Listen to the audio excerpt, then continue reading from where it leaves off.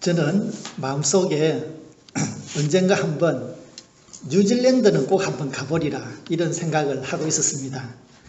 사진으로 봐도 너무 예쁘고 또 유튜브 관광 사이트를 봐도 너무 멋있고 그래서 마지막 지상낙원이라고 불리는 그곳을 한번 가보고 싶었습니다. 그런데 지난 주일날 뉴질랜드에서 누구도 상상하지 못한 일이 일어났습니다. 한 백인 남성이 이 나라가 이민자들 때문에 망한다 이런 소명감을 깨닫고 아주 그냥 총을 들고 게임하듯이 한 50여 명을 총으로 쏘아 죽이고 40여 명이 지금 다쳐 있는 상태입니다.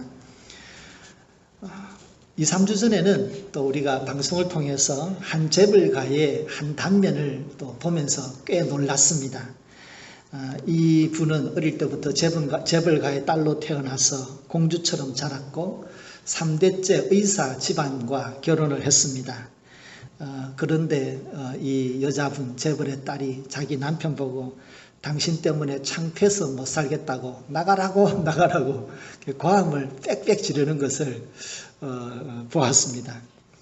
그리고 모든 것을 가질 것만 같은 그 재벌집 그 저녁 시간 참 편안하게 가족이 앉아있는 그 저녁 식사 시간에 부인은 남편에게 소리를 꽥꽥 질러대고 또 아이에게도 소리를 지르는 바람이 그 어린 아이가 길을 막고 이렇게 서 있는 것을 보면서 참 의외다. 모든 것을 가졌고 부러워할 만한 가정이 또 저런 면이 있었구나 라고 하는 것을 보게 되었습니다.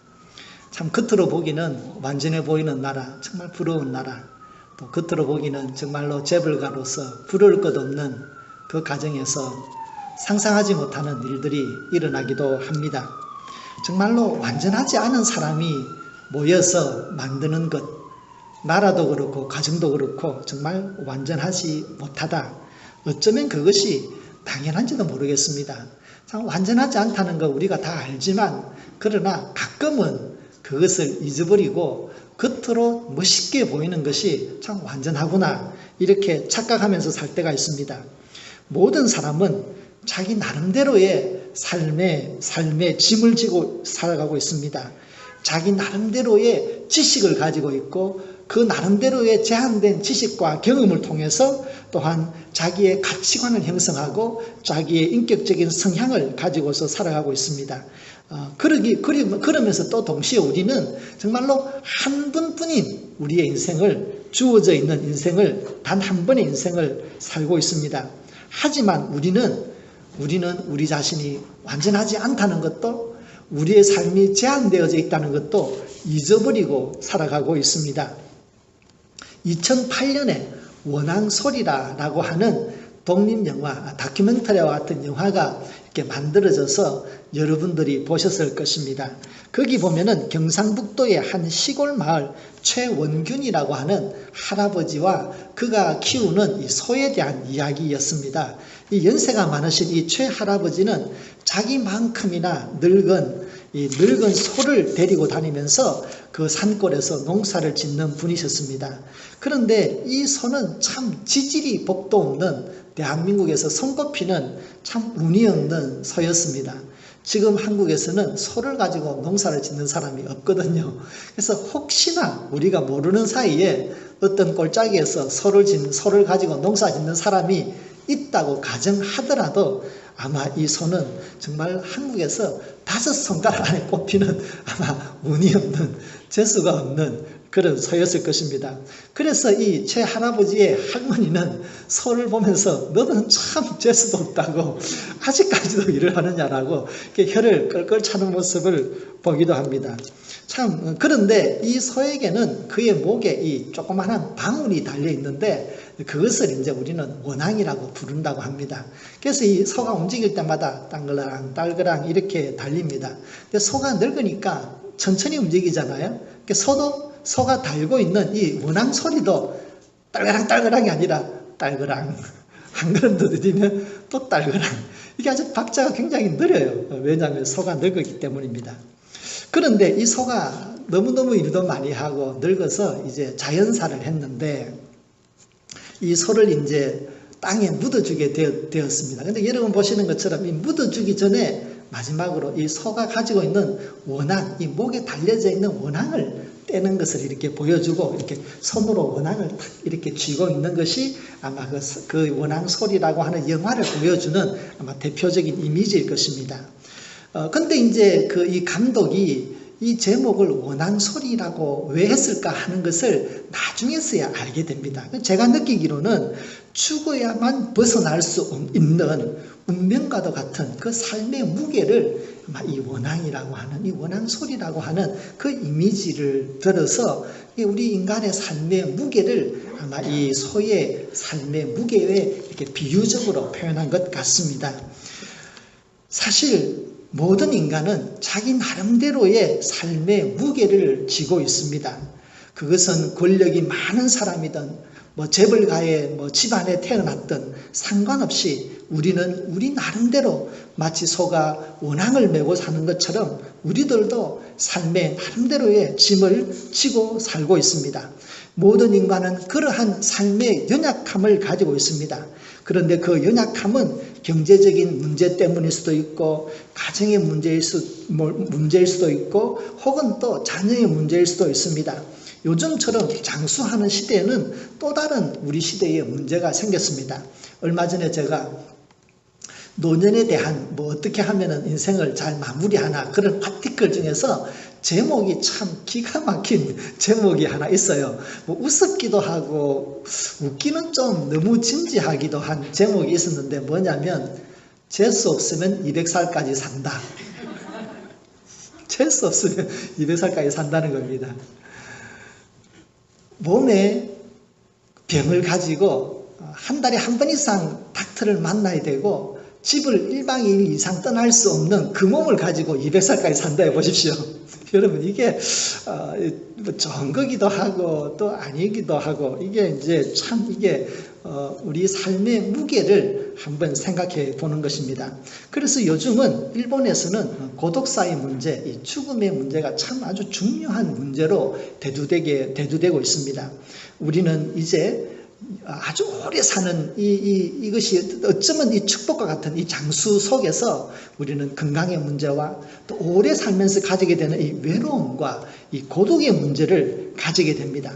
우리는 이런저런 모습으로 인간이라면 가질 수밖에 없는 이 연약함과 또 마치 원앙과도 같은 벗어버릴 수 없는 운명과도 같은 삶의 무게를 우리는 가지고 살 수밖에 없습니다. 우리는 이 연약함을 어떻게 안고 살아가야 되겠습니까? 벗어버릴 수 없다면 정말 군인들처럼 벗어버릴 수 없다면 절개하는 것인가?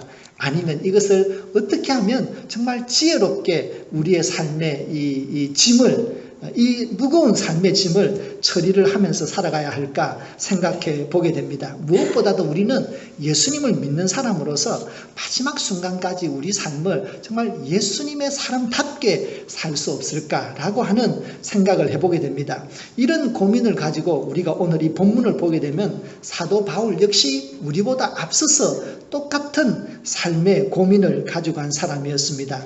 그도 정말 평생 벗어버리고 싶었던 삶의 짐이 있었습니다. 삶의 연약함이 있었습니다. 그의 삶의 연약함은 두 가지로 크게 나누어 볼 수 있는데 우선에는 그에게는 내적인 삶의 짐이 있었습니다. 뭐냐 그러면 그는 평생 벗을 수 없는 삶의 무거운 짐이 있었는데 그 첫 번째는 그가 스데반 집사님을 순교시키는데 앞장섰다는 것입니다. 여러분이 아는 것처럼 초대교회에서 교회가 폭발적으로 성장해 가면서 집사님을 뽑았습니다. 그 7분의 집사님 중에서 스데반 집사님은 말씀과 은혜가 충만한 분이었습니다. 그런데 그 스데반 집사님을 내가 책임지겠습니다. 여러분 돌 마음껏 던지세요 하면서 그분을 죽이는 일에 앞장섰던 것이 바로 사도 바울이었습니다. 그래서 사도 바울은 정말 이 스데반 집사의 숫자만 나와도 정말 마음이 아주 정말로 무거웠을 것입니다. 그것이 그에게 있는 첫 번째 내면의 큰 짐이었습니다. 두 번째 그에게 있어서 내면의 짐이 있다면 그것은 예수님을 전하는 사도이지만 정작 그는 예수님을 만나보지 못했다는 것입니다. 육신적으로 예수님과 함께 있어 본 적이 없다는 것입니다. 사도 바울이 전도할 때는 많은 사람들이 아직까지도 예수님을 만난 기억도 있고 예수님을 쫓아다닌 사람들도 있고 예수님의 제자들, 사도들조차도 살아있는 시대에 있었습니다. 그런데 사도 바울이 열심히 전하는데 어떤 한 사람이 내가 예수님에게 직접 들었는데 그렇게 말씀 안 하시던데요. 이렇게 한마디만 하면 그가 전하는 모든 것이 흔들리고 마는 그런 입장이었습니다. 그리고 정말로 우리가 이 사도 바울을 믿어도 되나 말아야 되나 이런 아마 혼돈 속에 빠져드는 그런 어려운 처지에서 그는 복음을 전하는 사람이었습니다. 그래서 그는 가는 곳마다 자기 자신의 사도다라고 하는 이 사도권을 항상 방어해야 되는 그런 아주 많은 시간과 에너지를 낭비해야 되는 그런 어려움이 있었습니다. 이것은 사도 바울 자신이 내면적으로 가지는 어려움이었습니다. 그런데 그런 내적인 어려움 이외에도 외적인 어려움 또한 있었습니다. 그것은 그에게 있는 질병의 문제였었습니다. 학자들은 말하기를 사도 바울은 아마 안질, 눈과 관련되어져 있는 오래된 질병이 있었을 것이다. 이렇게 추적하기도 합니다. 그런데 사실 눈이 잘 안 보인다라고 하면 그거는 어느 정도 괜찮을 수 있습니다. 그런데 또 다른 학자에 의하자면, 또 대부분의 학자에 의하자면 사도 바울이 가지고 있는 이 육체적인 질병이라고 하는 것은 그의 간질일 것이라고 합니다. 근데 여러분, 그 시대에는 간질은 병이 아니라 일종의 귀신이 그를 붙들었을 때 일어나는 현상으로 이렇게 보았습니다. 그러니까 한마디로 말하자면 귀신이 걸린 것이죠. 사람들이 볼 때는. 그래서 여러분, 이게 얼마나 헷갈리냐 그러면은 지금 예수님에 대한 복음을 전하는데 간질이 들려서 막 이렇게 눈이 돌아가고 이렇게 막 불불 떨고 입에서 거품이 납니다. 그러면 사람들은 이 귀신이 붙들렸다라고 생각할 수 있잖아요. 그러면 그가 지금까지 전했던 복음은 어떻게 되는 것입니까? 한순간에 무너지고 마는 것입니다. 그래서 사도 바울은 이 질병이 자기를 단순하게 개인적으로 괴롭히는 질병으로 보지 아니하고 자기의 사역을, 그리스도의 복음을 아주 심각하게 해치는 것이라고 보았기 때문에 그는 이렇게 표현하죠. 내 육체의 가시 곧 사탄의 사자다라는 것입니다. 그러니까 이 질병으로 인해서 사탄이 자기를 괴롭힐 뿐만 아니라 사탄이 복음 사역을 막고 있다라고 보았기 때문에 이것은 사탄의 가시라고 보았습니다.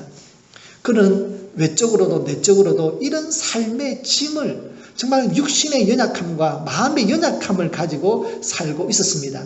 그러면 그가 정말 떨칠 수 없는 내적이고 외적인 이런 삶의 연약함을 가지고 살았을 때 그의 인생의 마지막엔 그가 어떤 삶을 살았을까요?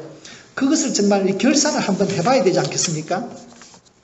디모데후서에 보면 그가 자기의 인생의 죽음을 바라보면서 마지막에 자기의 믿음의 아들 디모데에게 고백하는 글이 나옵니다. 거기에는 자기 인생에 대한 한 줄 요약이라고 할까요? 이것이 나옵니다. 같이 한번 볼까요? 디모데후서 4장입니다. 같이 읽겠습니다. 전제와 같이 내가 벌써 부음이 나의 떠날 시각이 가까웠도다. 나는 선한 싸움을 싸우고 나의 달려갈 길을 마치고 믿음을 지켰으니 이제후로는 나를 위하여 의의 면류관이 예비되었으므로 주 곧 의로우신 재판장이 그날에 내게 주실 것이며 아멘. 전제라고 하는 것은 그 해에 새로 만드는 포도주를 의미합니다. 그러니까 하나님께서 우리의 삶을 이렇게 풍요롭게 해주셨습니다라고 하는 감사의 제사로서 이렇게 제단에 붓는 포도주를 이야기합니다.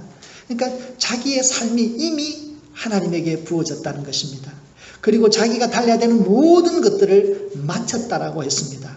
이제 남은 것은 하나님 앞에 섰을 때에 약속된 면류관을 받는 것, 그것 말고는 이제 그에게 남은 것이 없습니다. 그가 이렇게 자기의 인생을 마무리할 때에 나는 연약함 때문에 힘들었습니다. 나는 정말로 삶의 무거운 짐을 지고 너무나 힘들게 살았습니다 하는 후회는 하나도 볼 수 없습니다. 자책도 볼 수 없습니다. 오히려 그는 선한 싸움을 싸웠습니다. 달려갈 길을 마쳤습니다. 그리고 나는 마지막까지 나의 믿음을 지켜내었습니다 라고 고백하고 있습니다. 사도 바울은 자신의 연약함에도 불구하고 자기의 믿음이 지켜지고 하나님 앞에 면류관을 받을 수 있는 성공적인 믿음과 그 인생을 살아내었다라고 합니다. 왜 이것이 가능할 수 있었을까요? 그에게는 특별한 믿음과 확신이 있었습니다. 첫 번째는 그에게는 모든 삶의 연약함을 뛰어넘는 믿음과 확신이 있었습니다. 그것은 이렇게 표현할 수 있습니다. 나의 약함보다 하나님의 은혜는 더 크고 깊습니다. 라고 하는 고백입니다. 같이 읽겠습니다. 나의 약함보다 하나님의 은혜는 크고 깊다. 그에게는 이런 하나님의 은혜에 대한 분명한 믿음과 확신이 있었습니다. 8절 9절의 말씀을 같이 읽겠습니다. 이것이 내게서 떠나가게 하기 위하여 내가 3번 주께 간구하였더니 나에게 이르시기를 내 은혜가 내게 족하도다. 이는 내 능력이 약한 데서 온전하여 짐이라 하신지라. 그러므로 도리어 크게 기뻐함으로 나의 여러 약한 것들에 대하여 자랑하리니 이는 그리스도의 능력이 내게 머물게 하려 함이라. 아멘. 그는 자기의 약함을 없어져야 하는 것, 드러내야 하는 것, 하나님께서 고쳐주셔야 하는 것으로 생각하지 않았습니다. 오히려 그는 자기의 약함을 통하여 하나님의 온전함이, 자기의 약함을 통하여 하나님의 은혜가 부어져서 약함은 없어지고 오직 하나님의 은혜와 하나님의 능력을 드러내는 삶이 될 수 있다라고 그는 믿었습니다. 그러기에 그는 자기의 약함 속에 부어지는 하나님의 은혜는 더 크고 더 깊다라고 보았습니다. 그러므로 그는 자기의 약함을 보지 아니하고 그 위에 부어지는 더 크고 더 깊은 하나님의 은혜를 바라보았고 예수 그리스도의 능력을 체험하였던 것입니다. 성도 여러분, 무엇을 보느냐는 문제는 우리의 선택에 달려 있습니다. 모든 물체는 빛을 받는 밝은 면과 그 뒤에 빛을 받지 못하는 어두운 면이 언제나 같이 있습니다. 사도 바울은 자기의 삶 속에 삶의 많은 짐들과 어려움들, 연약함들을 가지고 있었습니다. 그러나 다른 한쪽에서는 그것을 덮고도 남음없는 큰 하나님의 은혜의 빛이 비추었습니다. 사도 바울은 그 두 가지 중에서 자기의 삶을 주관하는 더 깊고 더 큰 하나님의 은혜를 주목하기를 결정한 것입니다. 그렇게 마음에 작정을 한 것입니다. 그렇게 믿음으로 선 것입니다. 성도 여러분, 여러분의 삶 속에 어떤 삶의 짐이 있습니까? 마치 원앙소리처럼 딸그랑 여러분의 삶에 영향을 미치는 크고 작은 문제들이 있을 것입니다. 그러나 그거보다 더 크고 더 깊은 하나님의 은혜가 우리에게 함께 있는 줄로 믿으시기를 바랍니다.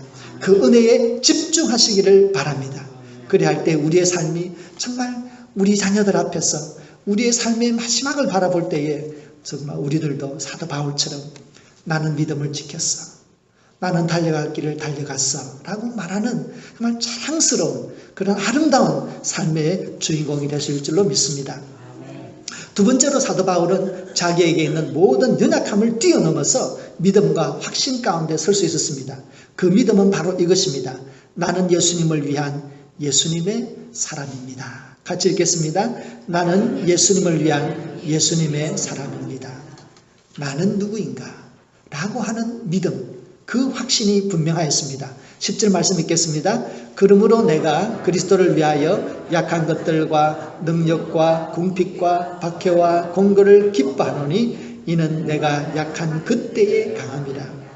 그러므로 내가 그리스도를 위하여 기뻐한다. 무엇을 기뻐합니까? 약한 것들과 능력과 궁핍과 박해와 곤고까지도 그는 기뻐한다고 하였습니다. 왜입니까?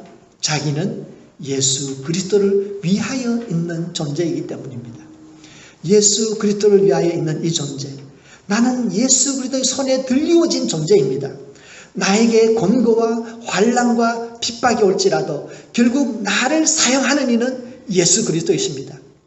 그러므로 예수 그리스도의 손 안에서는 환난과 핍박과 연약함조차도 하나님의 은혜를 뒤집을 수 없고 예수 그리스도의 능력을 이길 수 없는 것입니다. 그 하나님의 능력, 예수 그리스도의 능력, 그것이 우리에게 있기 때문에 우리가 예수 그리스도의 사람이라고 하면 우리에게는 더 이상 두려워할 것이 없는 것입니다. 우리는 약할 그때에 강할 수 있습니다. 왜입니까? 우리는 하나님의 사람이기 때문입니다. 나 자신이 예수님을 위하여 살겠습니다 라고 고백할 때에 하나님은 그의 모든 것을 사용하셨습니다. 사도 바울은 공부를 많이 한 학자, 예비학자였었습니다. 그래서 하나님은 그의 학문도 사용하셨습니다. 그는 천막을 만드는 좋은 기술이 있었습니다. 하나님은 그의 기술도 이용하셨습니다. 그는 사회를 조직할 수 있는 사회적인 경험도 많았습니다. 하나님은 그것도 이용하셨습니다. 또한 하나님은 그의 연약함과 궁핍과 박해와 고단한 그의 인생조차도 이용하셨습니다. 우리 한국말로 하자면 정말로 하나님은 그를 탈탈 털어서 무엇 하나 버리지 않고 하나님의 나라를 위하여 사용하셨습니다. 왜입니까? 그는 고백합니다. 내가 그리스도를 위하여. 내가 그리스도를 위하여. 우리가 그리스도를 위하여 산다. 내 삶이 그리스도를 위하여 산다. 라고 하는 이 믿음 하나만 있다면 하나님은 우리의 모든 것을 선하게 사용하실 줄로 믿습니다. 성도 여러분, 삶의 부족함과 연약함이 있으십니까?